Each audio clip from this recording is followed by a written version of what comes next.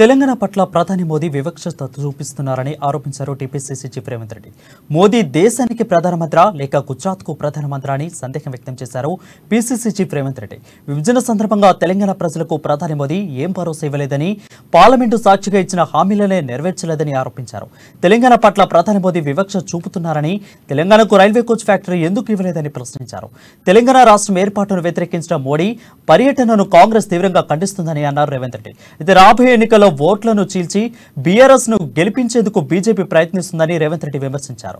తెలంగాణకు మోడీ వచ్చిన వరాలు ఇస్తారనుకుంటే భజన చేసుకోవడానికి సభ పెట్టుకున్నారని విమర్శలు గుప్పించారు రేవంత్ రెడ్డి.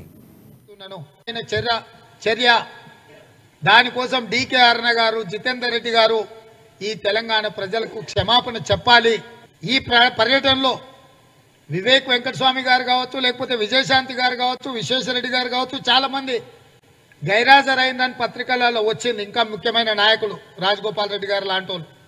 నరేంద్ర మోడీ గారు తెలంగాణ రాష్ట్ర ఏర్పాటునే వ్యతిరేకించింది కాబట్టి వాళ్ళు ఈ పర్యటనలో పాల్గొనలేదేమో అని తెలంగాణ సమాజం భావిస్తుంది. కనీసం వాళ్ళకున్న విజ్ఞత జితేందర్ రెడ్డి గారికి, ఇతర నాయకులకు లేకపోవడం అనేది శోచనీయము.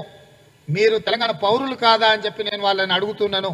తెలంగాణ రాష్ట్ర ఏర్పాటు ప్రక్రియను అపహాస్యం చేసి తెలంగాణ రాష్ట్రాన్ని గుర్తించడాన్ని నిరాకరించిన నరేంద్ర మోడీ గారు తెలంగాణ కోసం కాంగ్రెస్ పార్టీ ఇచ్చిన హామీలను, అది బయ్యారం ఉక్కు కర్మాగారం కావచ్చు, కాచిపేట రైల్వే కోచ్ ఫ్యాక్టరీ కావచ్చు, లేకపోతే గిరిజన యూనివర్సిటీ కావచ్చు, ఐఐటి కావచ్చు, ఐఐఎంలు కావచ్చు, అదేవిధంగా ఐటీఐఆర్ కారిడార్ కావచ్చు, పాలమూరు రంగారెడ్డి ఎత్తిపోతల జాతీయ ప్రాజెక్టు కావచ్చు, ఇవి వేటిని కూడా నరేంద్ర మోడీ గారు ప్రస్తావించకపోవడం, వీటికి పరిష్కారం చూపించకపోవడం, నిధులు కేటాయించకపోవడం అనే దాన్ని తెలంగాణ సమాజం అంతా ఖండించాలి.